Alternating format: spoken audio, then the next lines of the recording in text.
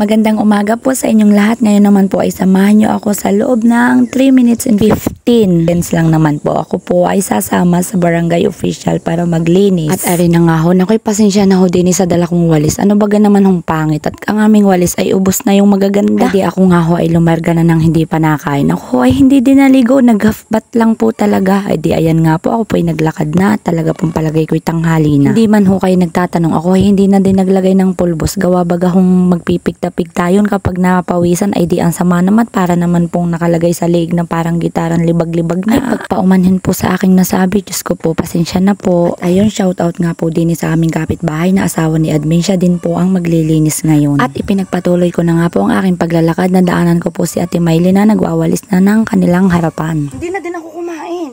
Uy, wala akong kain, wala din akong ligo. Half bath lang. Aba, kawasa.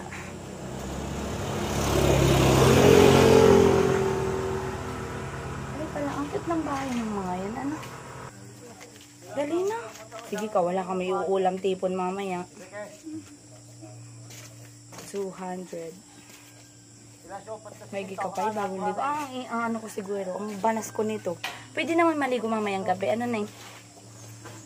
Ayun nga po, nakasalubong namin si Ma'am Eva at saka ang kanyang anak na poging-pogi na si Joev. At ari nga po, ipinagpatuloy na po ulit namin ni Kagawad ang aming paglalakad exercise. Parang tingin ko naman ho kapag hindi na natin yata kailangang maglinis-linis sa part na ito. Ano kang pagkalinis ang ganda ayun pa. Ayun nga ho, maya-maya ho ay may dumaan jeep ay kakulay pa ng aking kasuotan ay kainaman niya. At yun nga po, ang kasunod na dumating ay ang aking pinsan na secretary. At yun nga po, nag-decide si Kap na hindi na din daw po kami maglilinis dahil kami na lang daw po ang magluluto ng may meriendahin ng mga naglilinis sa tabi. Pagkatapos po namin kumuha ay napagdesisyonan po ni Kagawad na kami ay bumalik at kami daw po ay tutulong muna ng kaunti at maaga pa naman para magluto. Ay di rin na nga ho ang nangyari. Kami naman ho'y gatotoong tumulong na rin ng paglilinis at pagbuhat-buhat ng kaunting kahoy na nakabalandra sa kalsada nang hindi po maaksidente ang dadaan. Siyang tunay ang napakagandang tingnan na ang lahat ng barangay official ay nagkakaisang magpalinis at magpaganda ng kapaligiran ng barangay. At nga ho, ipinagpatuloy na namin ang aming pagwawalis at maya-maya ay pupunta na kami ng barangay hall upang magluto ng memory dahin naming lahat. Ang aming aso na ngayon ay nakatira na sa bahay ng aking ninang. Tunay namang giliw na giliw sa akin itong aming si Butler. Dumaan na nga din po ako saglit dito sa tapat ng bahay ng aking ninang upang kunin ang perang ipapaluwag dahil isang puntahan na nga din naman ang hindi na ako bumalik. At ito nga pong si Hazel ang kasunod kong nakita ay gatotoong nahihiya pa ay hindi nyo po naiitanong. Ayan po Star ang majorette ng Duungan Ilayan National High School. Naman agang-agay nagsasampay na ng nilaban. Anong aga sigurong gumising ng batang eri at maagang naglaba. Ay siya, dako na po tayo dito sa loob ng barangay hall. Kami po ay nandito na. Ayan, nandito po si SK para tikman daw ang niluto ni Ning Baby Joy na